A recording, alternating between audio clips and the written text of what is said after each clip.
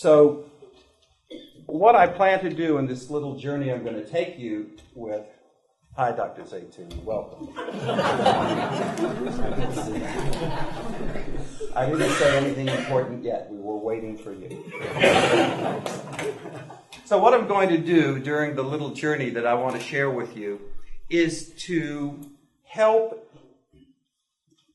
embed a bit in you the kind of excitement, joy, inspiration, and motivation that one can get from looking backwards intellectually in planning a vision forward.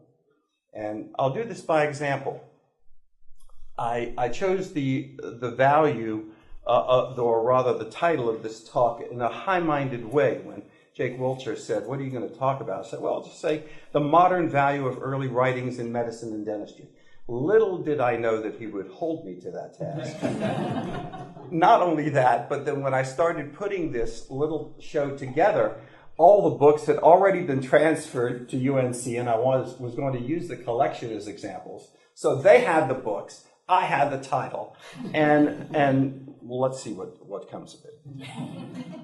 I want to give you a little background that Carol was alluding to regarding the Health Sciences Library. When I was a student here in 1962, the UNC Medical Library was one large room at McNider. Some of my fellow students might remember that, although I didn't see them too much in the library. I was there quite a bit. It had one thermofax copying machine, and I valued that tremendously, so much so that they started to charge me after they saw I was copying so much. And there were one or two librarians. I didn't know anything about rare books. I remember most of the books that I was interested in, and some of the journals were all current. Now, 50 years later, we have this magnificent structure. It's a world-class, full-service, scholarly health sciences library with tremendous staff, tremendous resources. And what I learned in making my journey back is that the collection here at HSL is remarkably deep. About 10 or 11, 12 years ago, in my collecting process, whenever I wanted to pursue a book or targeted a book or went after a particular title or imprint, I would check WorldCat online. Online has made all the difference in the world.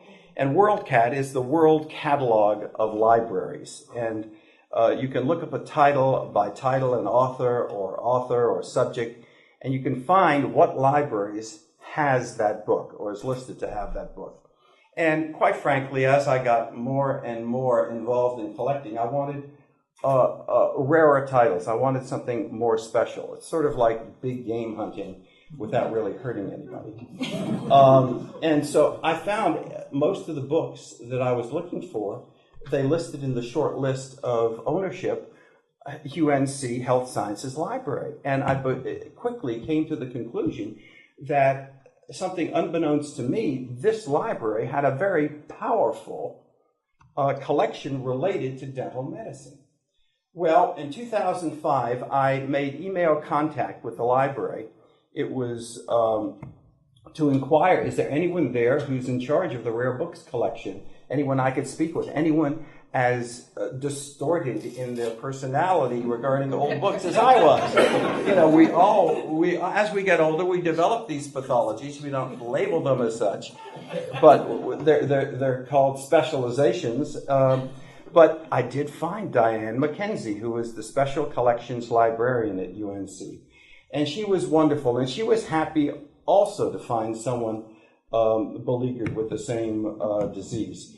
And we began communicating, and indeed, as Carol alluded to, she was knowledgeable about purchasing, and they had slight purchase funds, and there were some books that she wanted to pursue that were on eBay. She didn't have a clue how to handle eBay. Well, I'm fairly much a technophile, and I said, Diane, look, I'll help you with that. And there was a great bookseller who had some wonderful titles, old titles, and we sorted them out together, and she decided what she wanted to bid on. We set some limits. I'm usually famous for going over the limit, but since it was UNC money, I had to respect the limits.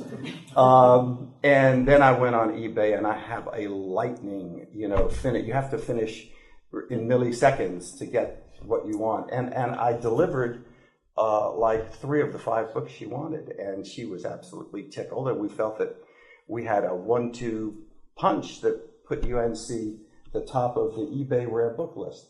So that was my beginning relationship, and with that kind of enthusiasm that I felt here at the library, I said, well, this could be a place that the Peck collection might find a home in. By 2007, I met Carol and other very dedicated members of the staff here.